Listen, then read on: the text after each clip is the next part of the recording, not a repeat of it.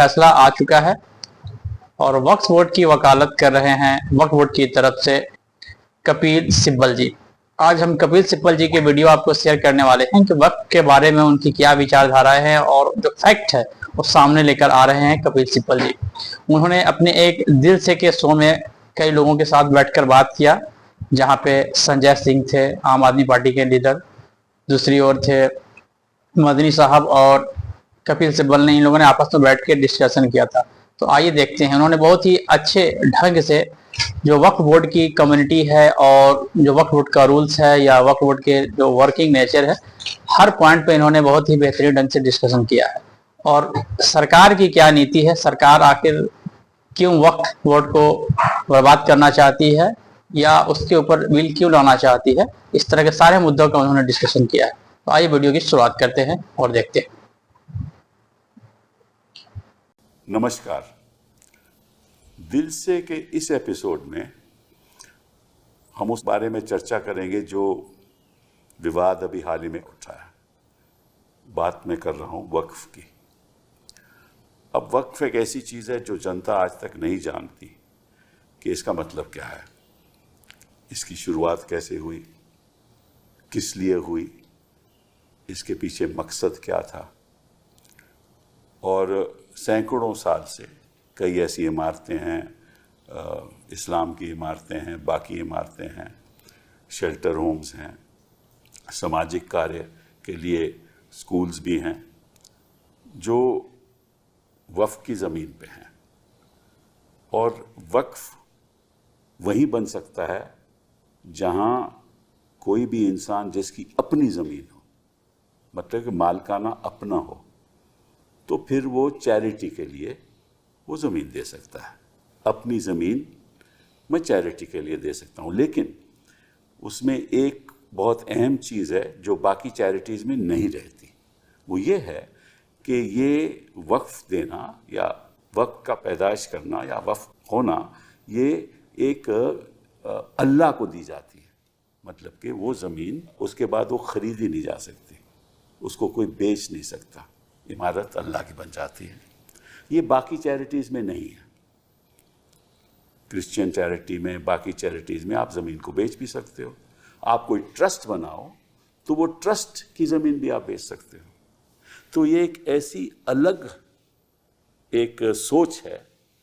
और ये इस्लामिक सोच की शुरुआत कैसे हुई, क्यों हुई, और आज जिस स्थिति पे हम पहुँचे हैं, जहाँ लगभग 20 करोड़ लोग जो एक धर्म को मानते हैं, इस्लाम को मानते हैं, उनका जो सामाजिक कार्य वक्फ द्वारा होता है उसमें बाधा लाने की कोशिश, वो भी कानून के द्वारा। इसके पीछे क्या मकसद है? बहस तो सुप्रीम कोर्ट में होगी और कानून के बारीकियों में हम जाएंगे, और मैं एडवोकेट भी हूँ, मैं बहस भी करूँगा, लेकिन उस पर हम आज नहीं जाएंगे क्योंकि वो तो सुप्रीम कोर्ट फैसला करेगी और जो भी फैसला करेगी हमें मंजूर होगा। लेकिन ये क्यों हुआ, कैसे हुआ, सरकार की मंशा क्या है, ये एक बहुत अहम मुद्दा है। और ज़मीन पे स्थिति क्या है इस कानून के बाद, उसके बारे में बात करेंगे। और हमारे साथ 3 ऐसे लोग हैं जो जानकार हैं, ज़मीनी लोग हैं, धर्म के लोग हैं, और ऐसे लोग हैं जिनके द्वारा जो जानकारी आप लोगों को मिलेगी, शायद मुझे विश्वास है कि आपको थोड़ा समझ आएगा कि इसके पीछे क्या कोई राजनीतिक षड्यंत्र है या समाज के लिए कुछ सरकार कर रही है। एक बात मैं खुद कहना चाहता हूं कि ऐसा नहीं है कि हर वक्फ में जो वहाँ मुतवल्ली बैठा हुआ है वो साफ़ सुथरा है, ये भी नहीं है। वहाँ भी करप्शन है और करप्शन को मिटाने के लिए कदम भी उठाए जाने चाहिए, और जो सरकार भी कदम उठाएगी हम उसके साथ रहेंगे। लेकिन इसका ये मतलब नहीं कि वक्फ की आप जो कॉन्सेप्ट है वो भी उसको ख़त्म कर दो और ख़त्म करने का प्रयास करो। तो सबसे पहले मौलाना महमूद मदनी साहब, बहुत बहुत शुक्रिया आपका यहाँ आए। आप एक इस्लामिक स्कॉलर हो, पॉलिटिशियन हो, सोशल एक्टिविस्ट हो। आपने शिक्षा के बारे में, नेशनल इंटीग्रेशन में, कौमी एकता में बड़ा काम किया है। और आपके पिताजी तो बहुत एक इस्लामिक स्कॉलर थे, मौलाना असद मदनी साहब। आपके ग्रैंडफादर भी और मौलाना असद साहब तो पार्लियामेंटेरियन भी थे, और आपके ग्रैंडफादर भी फ्रीडम फाइटर थे, थियोलॉजियन से। तो आपको तो इन चीज़ों पे बहुत जानकारी है, तो बहुत बहुत शुक्रिया आपका आने का। दूसरी बात आपसे कहना चाहता हूँ कि आप जमायत उलामा हिंद के प्रेसिडेंट रहे, और फिर जहाँ बंटवारा हुआ तो पहले आप जनरल सेक्रेटरी भी थे, फिर आप प्रेसिडेंट बने। तो एक बहुत भारी संस्था आप चला रहे हैं और कार्य कर रहे हैं, बड़े लोगों के फ़ायदे के लिए कार्य कर रहे हैं। और 2006 से 12 तक आप राज्यसभा के मेंबर रहे। उस समय मैं लोकसभा में था, आप राज्यसभा के मेंबर रहे। और आपने इराक के खिलाफ जो साजिश हुई उसके बारे में आपने काफ़ी चर्चा की, और आप सेंसिटिव हो, माइनॉरिटीज़ राइट के प्रति सेंसिटिव हो, होना भी चाहिए। जो देश में, अगर लोकतंत्र देश में ऐसा नहीं होगा तो कौन करेगा। तो बहुत बहुत धन्यवाद आपका यहाँ आने का।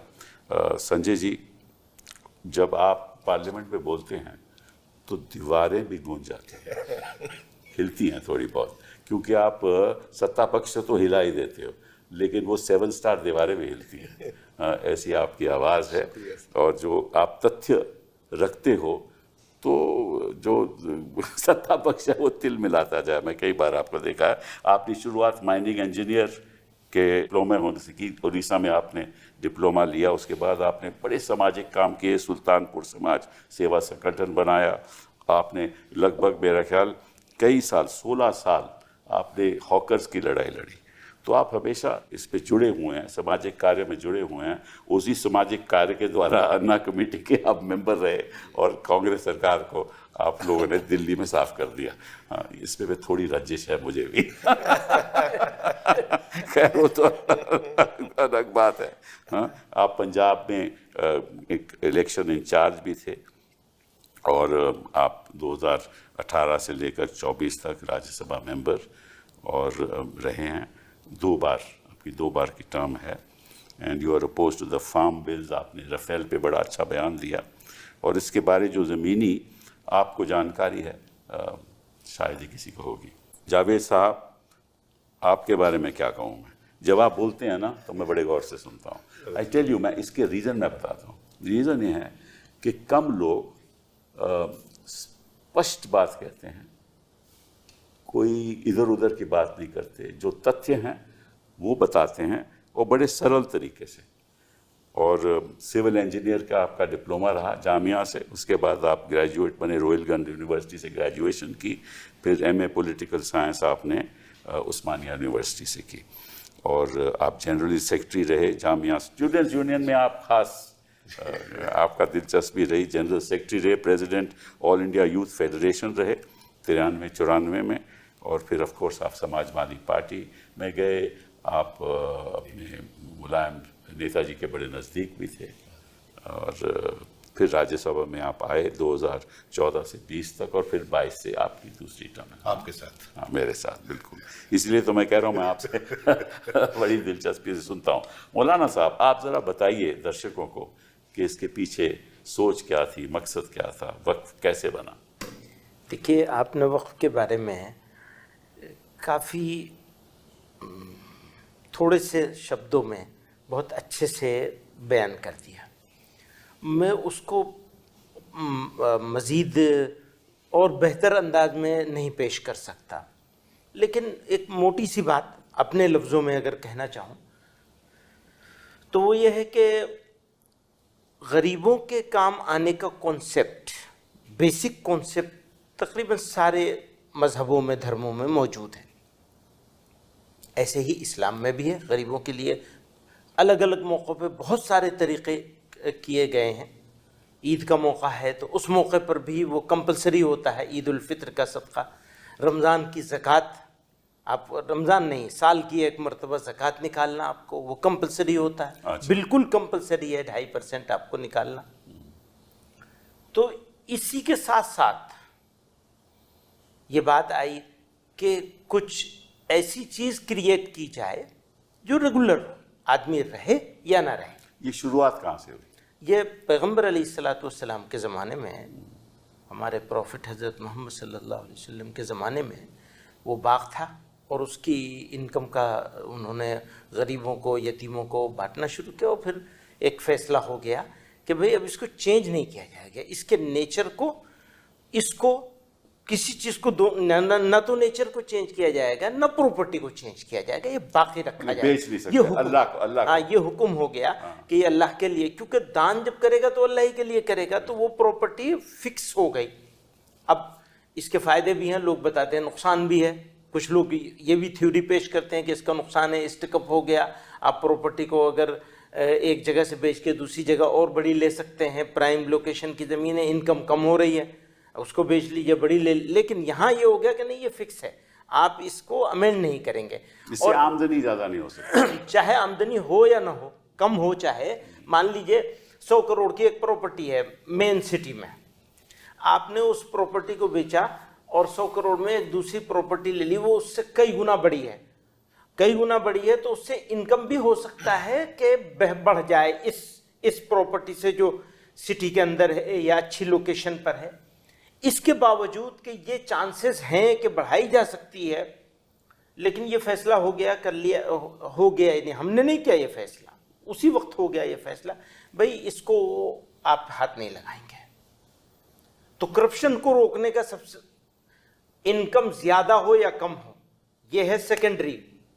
फर्स्ट ये है कि आप इसमें वो नहीं होने देंगे, करप्शन नहीं होने देंगे, ताकि चेंजिंग को बंद कर दिया तो आप करप्शन तो उसमें कुछ कर ही नहीं सकते, कोई चांस नहीं रह गया करप्शन होने का।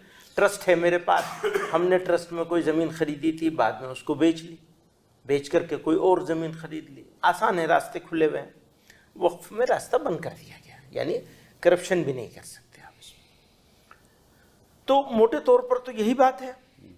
अब यहाँ की बात आती है तो मुझे बहुत हैरत होती है जब मैं मेन स्ट्रीम मीडिया को देखता हूँ। मुझे 2-3 दिन से बहुत सारे लोग कह रहे हैं पिछले 10-15 दिनों से कि तुम्हें, भाई मैंने कहा आप वैसे ही वन साइडेड हो, क्या बात करेंगे आपसे कि नहीं, अच्छा तो तुम आ जाओगे, बैठ जाओगे, बात कर लोगे, अपनी बात कह लोगे तो हमारा वन साइड होना ख़त्म हो जाएगा। मैंने कहा आप बाजा बजा रहे हैं 19 मरतबा, 20वीं मरतबा मेरे बोलने से क्या फ़र्क पड़ेगा। एक, और दूसरी एक प्रॉब्लम और है, समझना नहीं चाह रहे हैं लोग। तीसरी एक और बात है, वो ये है कि 10 साल तो हो गए हमारे मोदी जी को सरकार में बने हुए, फिर बहुत सारे स्टेट्स में भी सब जगह उन्हीं की सरकार है, फिर भी ख़तरा हिंदुओं को ही है।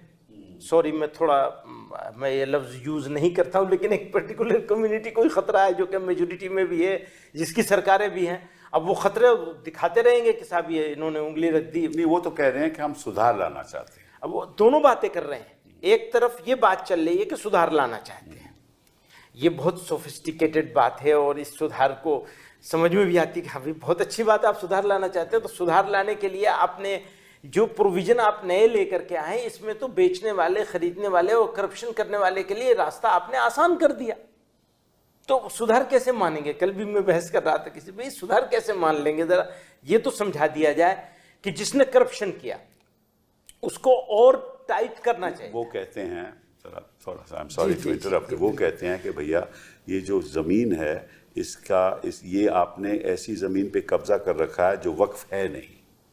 हाँ, ये एक बात आती है, ठीक है, ठीक है ना, बिल्कुल सही है। तो इसीलिए सुधार हम कर रहे हैं, क्योंकि वक्फ ने ऐसी अच्छा, ज़मीन ये सुधार कर रहे हैं, ये वाला सुधार, ये वो कहना चाहते हैं। जी, तो क्या आप इससे सहमत हैं? मुझे तो बिल्कुल नहीं लगता कि वो ऐसा कुछ करने की। सहमत हूँ या नहीं, वो अलग बात है, मैं उनका आरोप बता रहा हूँ आपको। हाँ, तो उस आरोप का जवाब तो मेरे से अच्छा तो क्या नाम है, संजय जी आप बताइए कि ये आरोप। सर, पहली बात तो ये कि मोदी जी मुसलमानों का भला करने के लिए कानून लेके आए, ये कहा जा रहा है, ये अपने आप में एक झूठी और बेबुनियाद बात है। मोदी जी देश में नफरत फैला के, झगड़े करा के, समाज को बांट के अपनी राजनीति का उल्लू सीधा करना चाहते हैं। इस मकसद से बिल लाया गया। आप समझते हो राजनीतिक सोच है और कुछ नहीं है। और मैं ये बात इसलिए कह रहा हूं कि इसके दो पक्ष हैं। एक तो ये कि वो झगड़े कराना चाहते हैं, और दूसरा ये कि इसके जरिए वो अपने दोस्तों को धार्मिक संपत्तियों पे कब्जा कराना चाहते हैं। अच्छा, ये भी एक वजह है, और इसका भी मैं कारण आपको बताऊंगा। पहली बात तो आप कह रहे हो कि भाई ये वफ जो है वो कहीं भी आदमी अगर घोषित कर दिया तो वफ हो जाएगा। हाँ, ये भी है। करेक्ट। किसी भी जमीन पे गया और कह दिया कि साहब ये हमारी जमीन है, ये वफ की जमीन है, तो उसकी हो गई। ये कहां से मूर्खतापूर्ण बहस चलाई गई, मैं हैरान हूं। मैं जेपीसी का, मैं भी टीवी की बहस सुन रहा था। मैंने कहा यार ऐसा कुछ होगा तो पूछेंगे जेपीसी में। तो जितने भी विद्वान वहां पे आए, हमने पूछा भाई कहीं पे आपने अगर घोषित कर दिया वफ तो वफ हो गई? तो उसके 1000 तर्क हम लोगों के सामने, जेपीसी के सामने आए, जिसमें बीजेपी के भी मेंबर बैठे हुए थे। ऐसा कुछ नहीं है। अगर आप कोई वफ की जमीन देना चाहते हैं, अगर आप कोई जमीन दान करना चाहते अपनी हैं, जमीन, अपनी खुद की जमीन, तो आप उसको घोषित करेंगे कि हम ये जमीन दान करना चाहते हैं। उसके बाद इंस्पेक्टर और सर्वेयर उस जमीन की जांच करेगा, उस जमीन को देखेगा कि ये जावेद अली की है कि नहीं है, ये महमूद मदनी साहब की है कि नहीं है। उसके बाद उस पर ऑब्जेक्शन का टाइम देगा कि जावेद अली जी इस जमीन को दान करना चाहते हैं वक्फ बोर्ड को, अगर किसी को कोई आपत्ति हो तो इसको अब इसमें अपनी आपत्ति लगाइए। ये प्रावधान है, ये प्रावधान है। अगर उसने आपत्ति नहीं लगाई तब वो जमीन वक्फ के नाम पे पंजीकृत होती है। पहला तब कहते हैं once a waqf always a waqf, always a waqf. फिर आपने उसको पंजीकृत कर दिया। उसके बाद, ये मैं नहीं कह रहा हूं, इन्होंने कहा 2013 के जो संशोधन आए थे उसमें कहा कि साहब देश भर की जो वक्फ की जमीन है वो पंजीकृत होना चाहिए।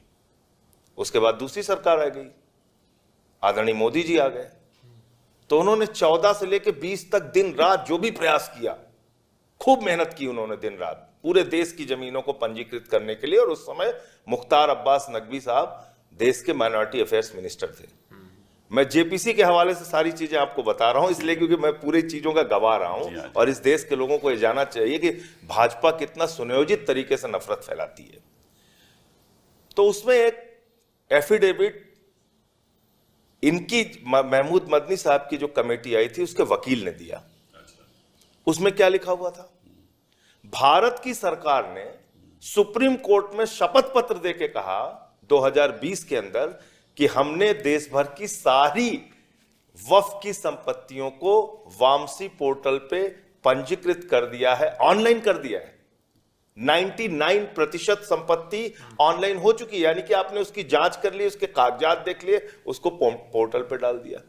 जब मैंने माइनॉरिटी अफेयर्स सेक्रेटरी से बार बार ये बात पूछा, हमने कहा ये शपथ पत्र तुम्हारा है? बोले हाँ हमारा है।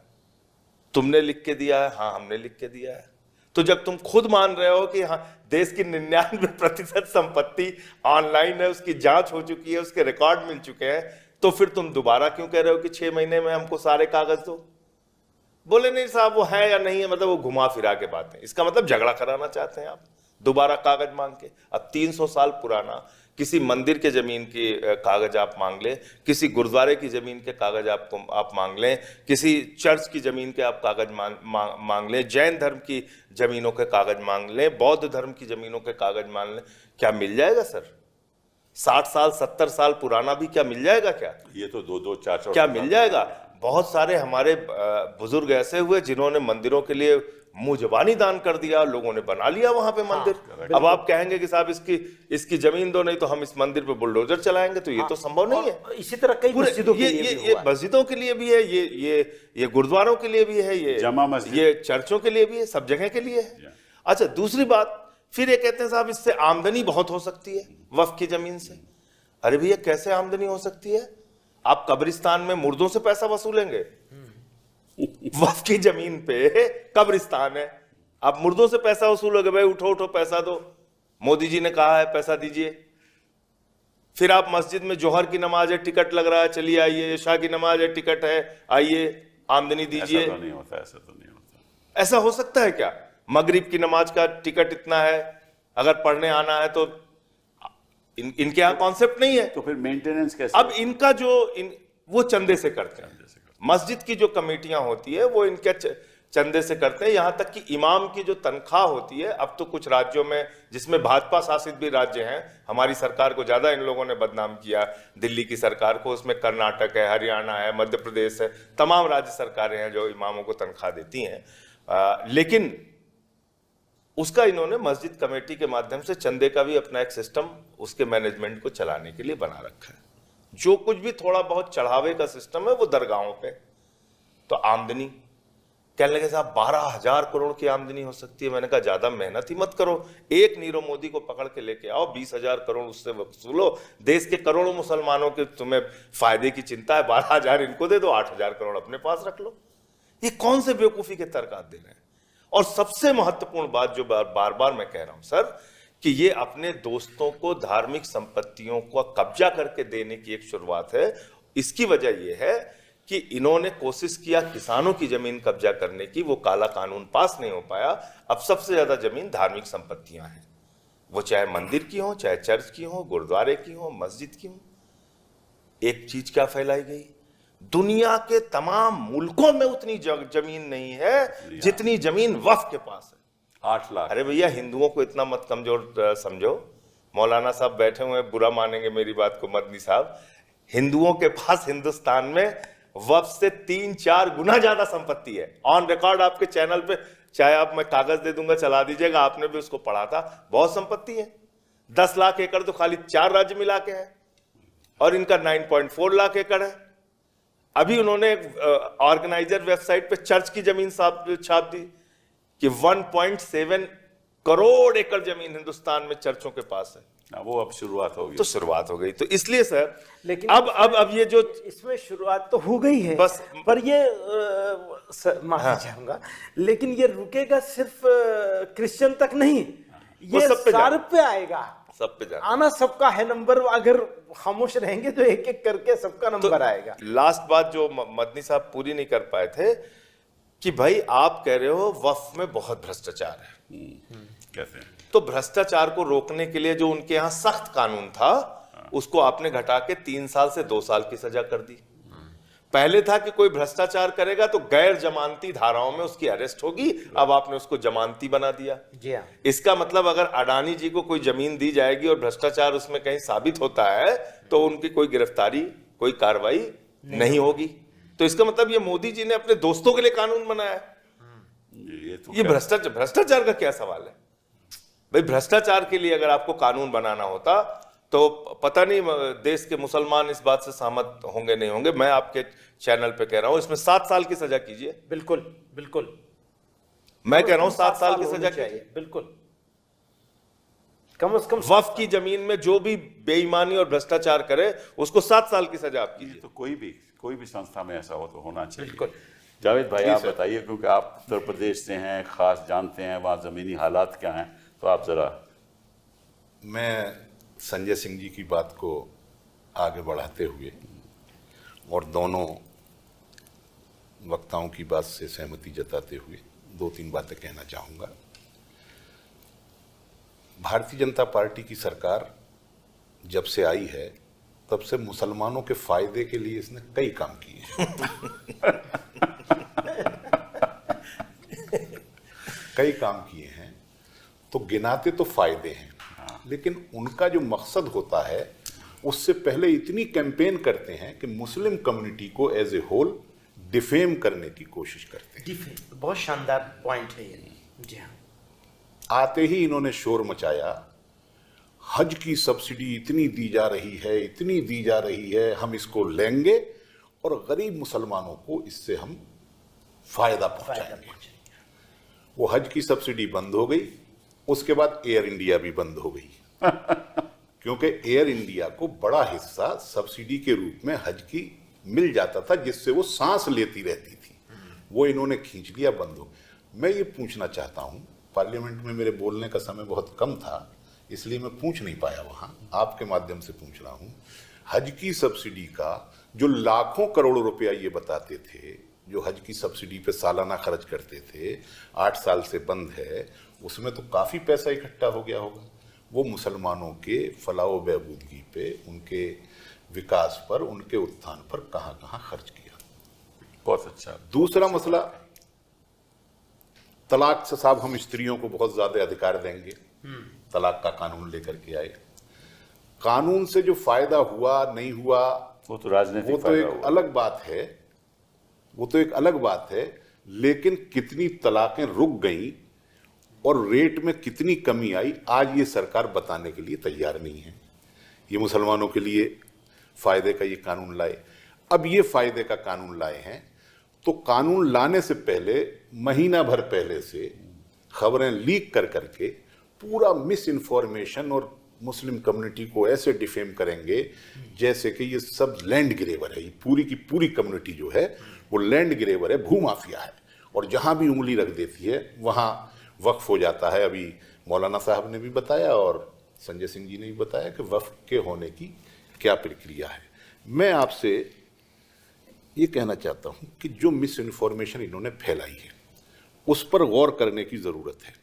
नंबर एक, जहां भी उंगली रख देंगे वहां वक्फ हो जाएगा, जबकि कहीं से कहीं तक ऐसी कोई बात नहीं है। आप कानून के जानकार हैं, आप जान। एक मिस इन्फॉर्मेशन इन्होंने फैलाई ट्राइब्यूनल के बारे में कि साहब वो ट्राइब्यूनल जो है वो जो फैसला कर देगा उसको चुनौती नहीं दी जा सकती। देश के अंदर मैंने पढ़ रहा था, क्योंकि मैं कानून नहीं जानता इसलिए पढ़ के ही थोड़ी बहुत जानकारी लेता हूं।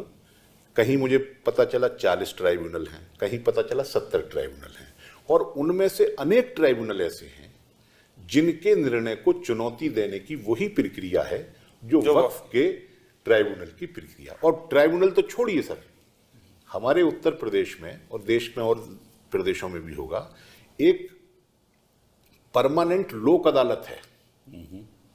परमानेंट लोक अदालत में रिटायर्ड डिस्ट्रिक्ट जज उसका चेयरमैन होता है और 2 सामाजिक कार्यकर्ता उसके मेंबर होते हैं। वो एक सीमा तक, अस्पताल से विवाद हो तो, बिजली से विवाद हो तो, फीस का विवाद हो तो, इस तरीके के सिविल मैटर्स को वो तय करते हैं। उनके फैसले को भी सिविल कोर्ट में चुनौती नहीं दी जा सकती, उसमें भी रिट में ही जाया जा सकता है हाई कोर्ट में।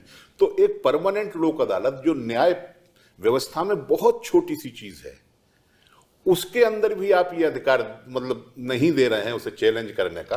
तो वक्फ का तो ये आस्थाओं से भी जुड़ा हुआ मामला है, धर्म से भी जुड़ा हुआ मामला है, बड़ी प्रॉपर्टी का भी मामला है, और फिर सामाजिक कल्याण के हेतु ये काम किए जा रहे हैं, इसका मामला है। फिर साथ में भी एक बहुत ही इंपॉर्टेंट चीज ये है कि ये ट्रिब्यूनल मुसलमान नहीं बनाते हैं। वही मैं अर्ज कर रहा हूं। मैं अब दूसरी बात नहीं कह रहा हूं कि ट्राइब्यूनल बनता कैसे है। ट्राइब्यूनल कोई मुतवल्लियों की जमात नहीं बनाती है, जमात उलमा हिंद नहीं बनाती है, मुस्लिम पर्सनल लॉ बोर्ड नहीं बनाता है। ट्राइब्यूनल में जो भी नियुक्तियां होती हैं वो सरकार के द्वारा होती हैं, सरकार करती है। तो फिर आप ऐसे लोगों को क्यों नियुक्त करते हैं जिन पे पहले से ही आपका विश्वास है। ये सब बातें हैं। रहा सवाल ये साहब के इनकम बहुत है, मैंने तो पार्लियामेंट में कहा था जो संजय सिंह जी ने कही कि ज्यादातर तो कब्रिस्तान है, इनकम का कोई प्रश्न नहीं। यतीम खाने हैं, इनकम का कोई प्रश्न नहीं। मदरसे हैं, इनकम का कोई प्रश्न नहीं। और सबसे बड़ी बात ये वक्फ संपत्ति जो होती है उसका मैनेजमेंट नॉन प्रॉफिट सिद्धांत पर होता है, उससे लाभ अर्जित नहीं किया जाएगा। बिल्कुल। यहां जो हमदर्द दवाखाना जिसका आजकल बहुत चर्चा है, उसके जो वो उसका दस्तावेज है उसके अंदर भी लिखा हुआ है कि नॉन प्रॉफिट कंपनी है, वक्फ कंपनी है, वो नॉन प्रॉफिट है, उससे प्रॉफिट होने का कोई सवाल नहीं है क्योंकि कोई व्यापारिक प्रतिष्ठान नहीं है। सोच असली वक्फ यही है कि ये जो एक बार अल्लाह को दी गई उसके बाद उसकी कोई खरीदो फरोख्त नहीं हो सकती। तो अच्छा, अब रहा साहब के रजिस्ट्रेशन करवाइए। मैं आपको कहता हूं सर, वक्फ की संपत्ति तो छोड़ दीजिए, आप उत्तर प्रदेश के क्या देश के किसी भी गांव में चले जाइए, हमारा जो घर है उसका कोई कागज हमारे पास नहीं है। मेरे पड़ोसी का जो घर है उसके पास कोई कागज, मेरे पूरे गांव में सन 74 से पहले के जो घर हैं, 74 में इसलिए कह रहा हूं, यहाँ पहुंच जाएंगे, काहे को सब बोलते नहीं पहुंच जाए, पहुंच जाए 101% में पूरे के पूरे गांव खाली करवाने पड़ेंगे। सन 74 में ग्राम सभा के पट्टे हुए थे तो उनके पास तो कुछ कागज मिल सकता है, लेकिन सन 74 से पहले जितने भी मकान हैं गांवों में पूरे उत्तर प्रदेश के अंदर किसी के पास कोई कागज नहीं है, क्योंकि वो दाद इलाही संपत्ति कह करके कही जाती है। अगर हमें बेचना भी होता है तो उस कागज में लिख दिया जाता है कि ये हमारी दाद इलाही संपत्ति है, इसके पूरब में इसका मकान है, पश्चिम में इसका मकान है, लेकिन उसके पास कोई अपना दस्तावेज नहीं होता है। तो और मस्जिदें तो कब से बनी हैं? जब से गांव बसे हैं, जब से मस्जिदें हैं, जब से कब्रिस्तान हैं। अब इनके ये दस्तावेज मांगेंगे तो फिर वो तो मेरे गांव के आसपास जो मंदिर हैं उनके भी नहीं है, पुराने मंदिरों में। गांवों की मैं इस बात कर रहा हूँ, शहरों की नहीं कर सबके रहा हूँ। मांगने चाहिए फिर। नहीं, मैं कहूँ नहीं, या फिर किसी के नहीं मांगने चाहिए, या किसी के नहीं, या या किसी सबके। के नहीं मांगने चाहिए। मतलब हाँ, लेकिन इस मुद्दे को मैं नहीं उठाना चाहता हूं। इसे कहते मैं हैं इस तरह नहीं हमारे उठाना ततैन चाहता। नहीं, होती वो है। मांगेंगे आगे कब्जा करने इस के लिए ततैन से के- सबके मांगेंगे। नहीं, छत्ते में हाथ डालना ही नहीं चाहिए। नहीं, ये बड़ा विवादित मामला है कि आप एक कौम को लेकर उनके प्रति ऐसे कदम उठाएं कि जो भी थोड़ी बहुत उनके पास वक्फ की संपत्ति है जो सामाजिक कार्य के लिए है, उसको भी आप कहोगे कि ये तो सरकार की हो गई। नहीं तो अगर जैसे कह दोगे सरकार की हो गई तो फिर ये तो फिर ट्राइब्यूनल में जाके फिर लड़ना पड़ेगा। तो मकसद वही है जो संजय सिंह जी बता रहे हैं। अच्छा, इन संपत्तियों को चिन्हित करो और इनको जो है फायदा बता करके किसी को बेच दो या उन्हें जो है कम किराए पर दे दो, क्योंकि वक्फ की जो कम किराया, प्रॉपर्टी है, लॉन्ग लीज, कम किराया लॉन्ग। Long lease. अभी भी जो वक्फ की प्रॉपर्टीज हैं, जो थोड़ा बहुत किराया आता है, आमदनी एक तो मज़ारों से है और दूसरी बहुत नॉमिनल नगण्य आमदनी जो है वो मस्जिदों के आसपास जो दुकानें मस्जिदों की प्रॉपर्टी में बन जाती हैं, 10 रुपए 12 रुपए की दुकानें हैं। तो अब मान लीजिए कोई हमारी वक्फ की संपत्ति है, अब आज उससे हमारी आमदनी 1000 करोड़ है, मान लीजिए पूरे देश के अंदर 1000 करोड़ हो रही हो, संपत्ति है लाखों एकड़ की, तो उस संपत्ति को कितना बढ़ा देंगे? उसका किराया, एक लिमिट होती है ना किराया बढ़ाने की। मकान मालिक भी जो किराया बढ़ाता है, ऐसा तो है नहीं कि एक साथ 1000 गुना कर देंगे। तो जो 10 रुपए की दुकान है उसको जो है 20 रुपए पे कर देंगे, जो 200 रुपए की दुकान है उसको 400 रुपए पे कर देंगे। जो टोटल 1000 करोड़ अगर आता होगा, आना चाहिए इनके हिसाब से, उसे बहुत बढ़ाएंगे तो 1200 करोड़ कर देंगे, 1300 करोड़ कर देंगे, इससे ज्यादा तो कुछ कर नहीं सकते। लेकिन मुद्दा ये नहीं है, मुद्दा ये है कि अपने दोस्तों को फायदा नहीं, पहुंचाना है। वो उस संपत्ति को कम किराया तो बढ़ा बार बार यही बात कह रहा हूँ। वो उनको दे देंगे जी हाँ। और कहेंगे देखिए आपको इससे इतने पैसे मिलते थे, अब हम इस पे जो है 200 करोड़ 400 करोड़ ज्यादा मिलेंगे आपको। इस तरीके से ये संपत्तियां उनको दे देंगे, लॉन्ग लीज पे दे देंगे। यही इनका मकसद है। और दूसरा, एक बीजेपी के पास जो फार्मूला या हथियार है सर, वो स्पष्ट हो गया है कि उनके पास डिलीवरी तो कुछ है नहीं। 10-11 साल की सरकार के बाद सिर्फ हिंदू मुस्लिम पोलराइजेशन करना उनका मकसद है और इससे वो लाभ लेते रहे हैं। अब अल्लाह जाने कितने दिन तक ये उनका हथियार जो है चलेगा करेगा। और कितने दिनों में ये कुंद होगा। देखने में ये ऐसा क्या लगता लगता है है, आपको, देखने में चलेगा? ऐसा लगता है कि जैसे मजलूम मुसलमान है और अन्याय हो रहा है, अत्याचार हो रहा है। इन्होंने बहुत खूबसूरत बात कही है, वो मुझे बहुत दिनों से इस बात को कहता चला आ रहा हूँ। वो ये है कि हमें तो जलील कर दिया है, इज्जत हमारी चली गई है, ये एक बात। लेकिन मैं पता नहीं क्यों मुझे ऐसा लगता है जितना नुकसान मुसलमान का हो रहा है उससे ज़्यादा नुकसान तो इंडिया की कॉमन सिविल सोसाइटी का है। कि आप मुसलमान को मालूम है कि उसके साथ क्या हो रहा है, पर और लोगों को तो ये पता ही नहीं कि उनको कैसे ठगा जा रहा है और बेवकूफ़ बनाया जा रहा है। और मीडिया का इसमें इंपॉर्टेंट रोल है। सबसे बड़ा रोल लोगों को बेवकूफ़ बनवाने में इनके हाथ से वो मीडिया का है। उसका पूरा प्रॉपर इस्तेमाल कर रहे हैं। इतनी खूबसूरती से शायद पिछले 200-500 साल में किसी ने नहीं किया होगा। दुनिया के किसी तुगलकी लोगों ने, किसी ने, जितने भी गुजरे हैं 2, 4, 5, अगर आप हिस्ट्री में देखेंगे तुगलकी स्टाइल के लोग, किसी ने इतना नहीं किया होगा जितना ये आसानी से और खूबसूरती से कर रहे हैं। तो दोनों बातें हो रही हैं, एक तरफ मुसलमान जलील हो रहा है, दूसरी तरफ दूसरे लोग बेवकूफ़ बनाए जा रहे हैं और वो बेवकूफ़ बन रहे हैं। अच्छा, जब कोई बेवकूफ़ बन रहा हो तो उसे आप कैसे समझाएंगे? बेवकूफ़ बनने का शौक हो गया है। भाई आप जरा आंखें तो खोलो अपनी, तुम्हारी इश्यूज जो रियल इश्यूज हैं उनमें क्या हो रहा है। वक्फ इशू नहीं है।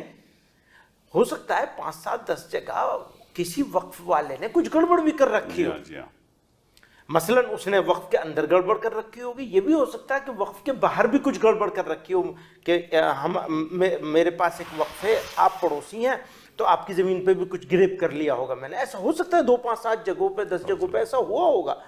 लेकिन वो इसकी ज़रूरत नहीं थी कि आप उसके लिए इतना सारी चीज़ें लेकर के आएंगे। वो जो जितनी चीज़ें आप लेकर के आ रहे हैं, जो आपने इशू उठाया था वो इग्नोर हुआ है इस पूरी गुफ्तगू में। वो बहुत ही इंपॉर्टेंट है, उससे मुंह छुपाएंगे अगर हम, आंख चुरा नहीं सकते। वो ये है, वक्फ नहीं है, हमने उसे वक्फ घोषित कर लिया। पुराने बोर्डों ने कानून का सहारा लेकर, जो 2013 में जो अमेंडमेंट सारी आई उनका सहारा लेकर उनको रजिस्टर कर लिया। आप बहुत अच्छा काम कर रहे हैं, उसको पहले री रजिस्टर करेंगे और री रजिस्ट्रेशन का और सारी नया प्रोसेस स्टार्ट होगा। ये जो एक बहुत ही गंभीर बात है वो ये है कि वो ये कहते हैं कि जहां सरकार का झगड़ा होगा वहां कुछ नहीं चलेगा, वो मान लिया जाएगा ये सरकार का। तो वक्फ के बीच में और सरकार के बीच में झगड़े हैं कुछ जमीनों को लेकर। अब उनकी संख्या के बारे में हो सकता है कुछ ज्यादा हो कुछ कम हो, वो है एक रियलिटी। क्या ये झगड़ा डिफेंस की जमीन के बीच में और गवर्नमेंट के दूसरे डिपार्टमेंट्स के बीच में नहीं है? रेलवेज के बीच में और दूसरे डिपार्टमेंट्स के बीच में नहीं है? मंदिरों के बीच में, मंदिरों के कितनी हजारों एकड़, लाखों का लफ्ज शब्द नहीं कह रहा हूं, वो ये अच्छे से बता पाएंगे क्योंकि रिसर्च नहीं करी है मैंने, लेकिन हजारों एकड़ जमीनें मंदिरों की अलग अलग जगहों पर सरकारों ने कब्जे कर रखे हैं। सरकारों के साथ उनके भी झगड़े चल रहे हैं। तो अगर झगड़ों को निपटाना है और उस निपटाने के लिए आपको अमेंडमेंट की जरूरत है, तो सब जगह अमेंडमेंट की जरूरत है। 2013 में हुआ था, और उसको सिस्टम के साथ आप उसको करिए। ये इस तरह से कैसे करेंगे? आपके जबरदस्ती कर लेंगे, यानी इस तरह से कानून बना करके।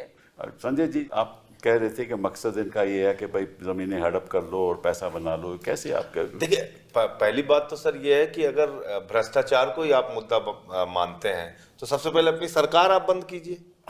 देश भर के सारे भ्रष्टाचारी तो आपके साथ हैं। वो तो एक अगर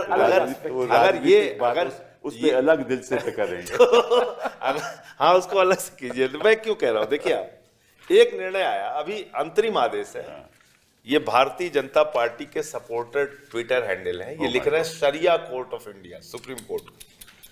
ये इस्लामिक सिंबल उनके गुंबद पे लगा दिया, सुप्रीम कोर्ट के गुंबद पे। ये कौन लोग हैं? ये सब बीजेपी के समर्थक ट्विटर हैंडल है और वेरीफाइड हैंडल है। मैं कोई ऐसा हैंडल नहीं आपको दिखा रहा हूं जो वेरीफाइड नहीं है।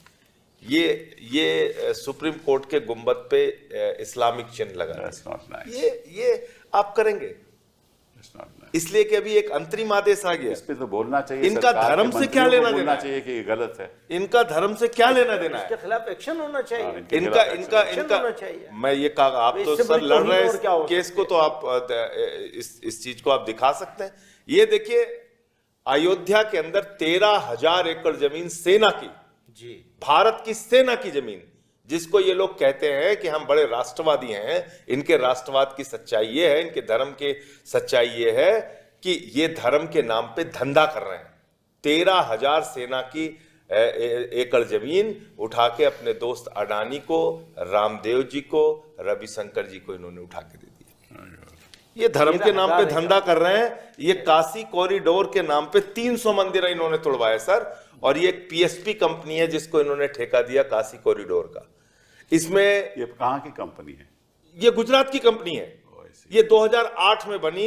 इसके बाद इसको गुजरात में मोदी जी ने विधानसभा बनाने का ठेका दिया, रिवर फ्रंट बनाने का ठेका दिया, मेडिकल कॉलेज बनाने का ठेका दिया, हॉस्पिटल बनाने का ठेका दिया, काशी में काशी कॉरिडोर के नाम पे ठेका दिया। और उसके बाद 14 ठेके उत्तर प्रदेश में अलग अलग जगहों पे योगी की सरकार ने इनको ये कह के, योगी की सरकार से मोदी जी ने बड़ा इनका ड्रीम प्रोजेक्ट इन्होंने काशी कॉरिडोर के नाम पे पूरा कर दिया, इसलिए 8 प्रोजेक्ट इनको मिल गए। ये गुजरात की कंपनी है। मैं आपसे इत्तेफाक तो मैं एक मिनट आपसे इत्तेफाक रखता हूं कि मेरा मानना है कि इस देश में सबसे होशियार, सबसे काबिल, सबसे जो संस्थान बनाने में लोग केवल गुजरात के हैं। मैं किसी राज्य के खिलाफ नहीं हूं सर। मैं किसी राज्य के खिलाफ नहीं आप हूं, लेकिन कैसे मैं ये कह कह रहा गुजरात के हैं, हूं, गुजरात मैं ये कह रहा हूं, मैं किसी राज्य के खिलाफ गुजरात नहीं, के नो पार्लियामेंट मैं भी तो किसी बनाया। भाषा के खिलाफ नहीं, मैं किसी राज्य के खिलाफ नहीं। मैं ये कह रहा हूं कि उत्तर प्रदेश इतना बड़ा सूबा, वहां पे आपको एक कंपनी नहीं मिली जो काशी कॉरिडोर बना सके। सब इनएफिशिएंट लोग हैं भैया, गुजरात के लोग सभी तो मैं ये कह रहा हूं हिंदुस्तान में कोई और efficient पूरे नहीं थी। उसका नक्शा बनाने का काम गुजरात की कंपनी को। गुजरात में बहुत सारी कंपनियां जो मोदी जी की पसंद की नहीं है, वो कंपनियां उनके पसंद की है जो उनकी पार्टी को फायदा पहुंचाती हैं। मैं खुले शब्दों में कह दूं, मैं कोई गुजरात के खिलाफ कहने वाली बात नहीं है, गुजरात की कंपनी के खिलाफ नहीं। वो कंपनियां उनको पसंद है जो गुजरात जिसमें एक अडानी जी भी हैं जो उनके हिसाब से काम करते हैं, उनकी पार्टी को फायदा पहुंचाने का काम करते हैं। वो सारी कंपनियां हैं, ऐसी कंपनियां हैं। तो आप एक धर्म के नाम पे धंधा करने की पूरी आपने कोशिश और मुहिम चला रखी है। दूसरी बात जो अभी यहाँ पे हो रही थी, तो जेपीसी के सामने एक तथ्य और बहुत महत्वपूर्ण आया था कि भाई अगर आप आज ये शुरुआत कर रहे हैं वक्फ की संपत्तियों को कब्जा करने के लिए, क्या गारंटी है आप कल गुरुद्वारे की जमीन नहीं कब्जा करेंगे, मंदिरों की जमीन नहीं कब्जा करेंगे, बौद्धों की जमीन नहीं कब्जा करेंगे, जैन। ये तो एक शुरुआत है, ये संकट सबके ऊपर आना है और ये कोई एक धर्म का मामला नहीं है। ये बात बिल्कुल ठीक कहा मदनी साहब ने कि कल को आप जो है आप दिखा तो रहे कि हम मुसलमानों का नुकसान कर रहे हैं। भाई बेरोजगारी देश में बढ़ रही है, उसका ज्यादा नुकसान तो हिंदुओं का हो रहा है, ज्यादा आबादी उनकी है। अशिक्षा बढ़ रही है तो ज्यादा नुकसान उनका हो रहा है। स्वास्थ्य की बदहाली है तो ज्यादा नुकसान उनका हो रहा है। 45 लाख करोड़ रुपए शेयर मार्केट में, 95 लाख करोड़ रुपए 5 महीने में डूब गए, ज्यादा नुकसान किसका हो रहा है? तो इसलिए ये एक हवा दिखाया जाता है। हाँ, मैं मदनी साहब से ये जरूर कहना चाहूंगा, ये मत सोचिए कि सिर्फ ये मुस्लिम को टारगेट करते हैं, जो इनके खिलाफ बोलता है उसको टारगेट करते हैं। हम लोगों को पकड़ के जेल में क्यों डाला? क्योंकि इनके खिलाफ बोलते हैं। और इस देश की खूबसूरती है। मैंने तो अपने बायोडेटा में तो मैंने बताया भी नहीं किसी को कि आपको जेल में डाला। 6 महीने जेल होके आया, मतलब क्योंकि इनके खिलाफ बोलता हूं। पवित्र हो गया तो इनके खिलाफ बोलिए तो आपको जेल भेज देते हैं। और देखिए सर, इस देश में ये नफरत फैलाने में सफल क्यों नहीं होंगे? 232 लोगों ने लोकसभा में इस बिल के खिलाफ वोट दिया। कितने मुसलमान थे? सिर्फ 24। बाकी कितने थे? हिंदू थे, सिख थे, ईसाई थे। सही बात है। 95 वोट राज्यसभा में पड़े। कितने मुसलमान थे? 2, 4, 5। बाकी सारे हिंदू थे, सिख थे, ईसाई थे। आप सुप्रीम कोर्ट में लड़ रहे हैं, आप तो हिंदू धर्म को मानते हैं। हमारी पार्टी की तरफ से जो वकील है वो कश्मीरी पंडित है। मैं तो खुद कहता हूं, कश्मीरी पंडित है। असली में हिंदू मैं हूं, तो मैं कह रहा हूं क्योंकि कश्मीरी मैं पंडित हैं। तो हिंदू मैंने तो इनको- आदर्श है, उन पे चलता हूं। मैंने इनको पार्लियामेंट में कहा कि आप लोग फसाद फैलाने वाले हिंदू हो और हम लोग सौहार्द फैलाने वाले हिंदू हैं। ये बुनियादी फर्क है। इसलिए इस मुल्क को ये तोड़ नहीं पाएंगे। इस देश में ऐसे बहुत सारी करोड़ों की संख्या में सेकुलर लोग हैं। ये 3 चीजों की जरूरत होती है। बताइए।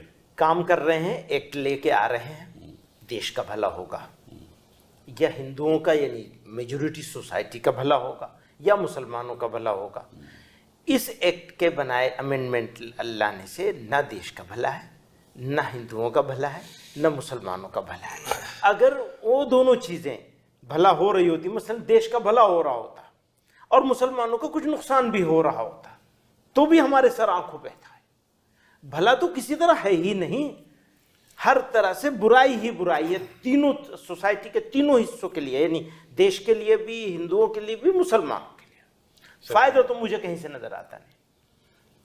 अगर मोदी जी की सरकार वाकई ईमानदार थी वक्फ को मजबूत करने में, तो उसे 2 काम करने चाहिए थे। एक तो मुतवल्लियों की नियुक्ति, उसको अच्छे तरीके से, उसमें कोई कमजोरी न रहती, वो कर देती। क्यों? वक्फ से जितनी भी शिकायतें हैं, हाँ, वो मुतवल्ली इंटरनल शिकायतें जितनी हैं, जी हाँ, वक्फ से जो शिकायतें हैं वो मुतवल्ली से हैं। बिल्कुल।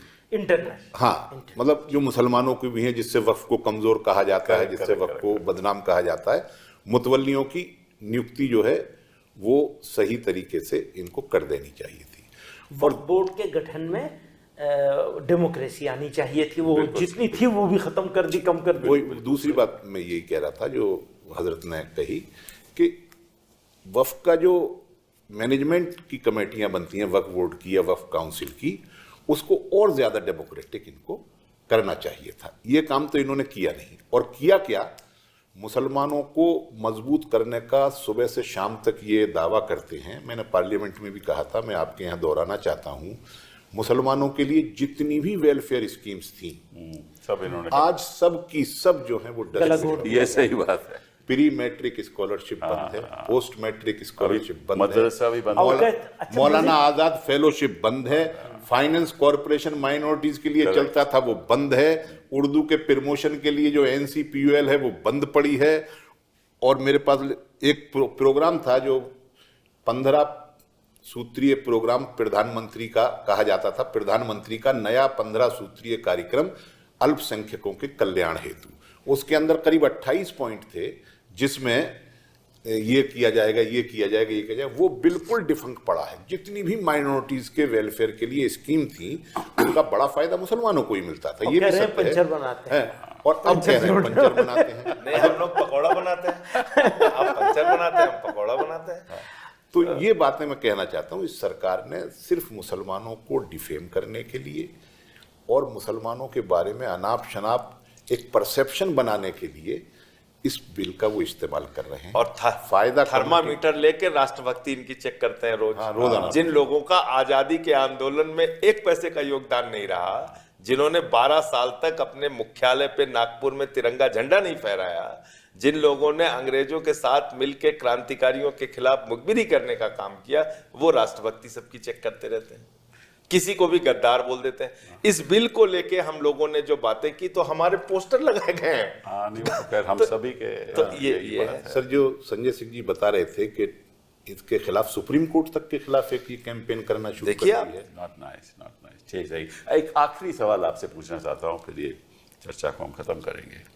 कि जहाँ तक मंदिरों का सवाल है, आपने कहा कि उनके पास भी लाखों एकड़ की जमीन है, अच्छी बात है।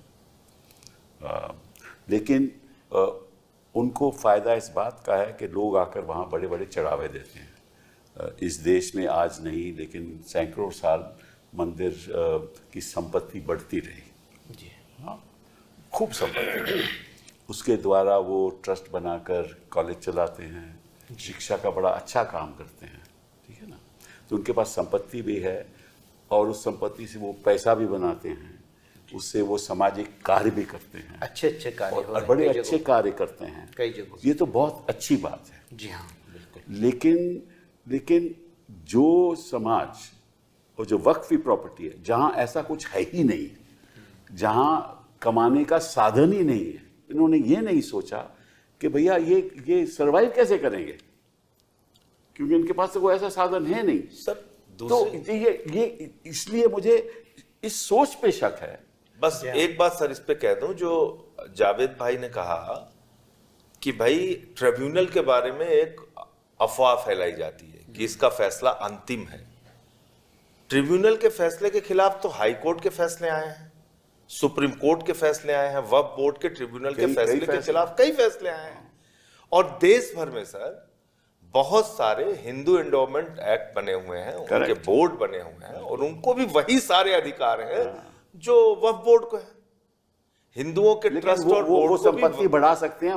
वक्फ को कोई ऐसा साधन नहीं है। मैं ये बात आपके सामने रखना चाहता हूं। वही कह रहा हूं कि लेकिन सर उसमें तो फिर संविधान आ जाता है, जिसका जिक्र आप बार बार कहते हैं कि संविधान की धारा 26 क्या कहती है कि अलग अलग धार्मिक मान्यताओं के हिसाब से अलग अलग धर्म के मानने वाले लोग अपनी धार्मिक संपत्तियों का प्रबंधन करेंगे और अपने हिसाब से पूजा अर्चना उपासना इबादत वो अलग। मैं एक और बात कह रहा था। तो मान लीजिए इनके यहाँ चढ़ावे का सिस्टम नहीं है, इनको छोड़ दीजिए अपना प्रबंधन अपने हिसाब से करें। मैं एक और बात कह रहा था कि भाई अगर वक्फ के द्वारा थोड़ा बहुत मुस्लिम समाज को फायदा होता है और मुस्लिम समाज के पास ऐसा साधन भी नहीं है कि वो अपनी कम्युनिटी में इतना पैसा खर्च कर सके जो हिंदू टेम्पल्स करते हैं, मतलब कि उनके अपनी संपत्ति से वक्फ के द्वारा ये साधन भी नहीं है कि वो बड़ी बड़ी इंस्टीट्यूशंस बना सकें, लोगों को शिक्षित कर सकते, वो भी नहीं है। तो थोड़ा बहुत सामाजिक कर भी रहे थे, उसको भी आप खत्म करना चाहते हैं। खत्म करना ये बात मैं और आपको अगर चिंता है तो अपने 2-4 जो चोर दोस्त बाहर भागे उनको पकड़ के लेके आइए, उनको दीजिए। सर, मैं अंतिम बात ये कहना चाहता हूँ अपनी तरफ से आपसे कि जो नेताओं को करना था वो पार्लियामेंट में कर लिया, जो उलेमाज को करना था, इन्होंने जो बीजेपी की कैंपेन थी उसके खिलाफ लोगों में एक जागरूकता चलाई, वो इनका काम भी। अब मामला सुप्रीम कोर्ट में है। अब ये जो हमारे देश के न्याय शास्त्री हैं या जो हमारे देश के अधिवक्तागण हैं, खासतौर से आपके जैसे, अब ये जिम्मेदारी उनकी है, क्योंकि संविधान को चुनौती है, आर्टिकल 26 को चुनौती है। बुनियादी बात तो वहीं से शुरू हो रही है। और मैं तो प्रोग्राम में आने से पहले ये सोच रहा था कि इस प्रोग्राम का फॉर्मेट कुछ उल्टा हो गया, सवाल हमें आपसे पूछना चाहिए। क्योंकि मैं काउंसिल हूँ और मैं बहस करूंगा, उचित नहीं है जी कि मैं ये सवाल आज रखूं और अपनी बात मैं जो सोच रहा था, करेक्ट सवाल हमें पूछने चाहिए। मैंने इसलिए ये चर्चा की क्योंकि जनता को मालूम नहीं है। जो जानकारी आप लोगों ने आज इस प्रोग्राम द्वारा जनता को दी है ना, वो आज तक जनता को मालूम नहीं है। तो अगर जनता को ये इन्फॉर्मेशन मिलेगी, उनको ये समझ आएगा कि इसके पीछे कोई मुसलमानों के प्रति उनके कोई सोच नहीं है, ये एक अलग ही सोच है, कुछ राजनीतिक, कुछ आर्थिक। बहुत बहुत धन्यवाद आपका। क्या बात है।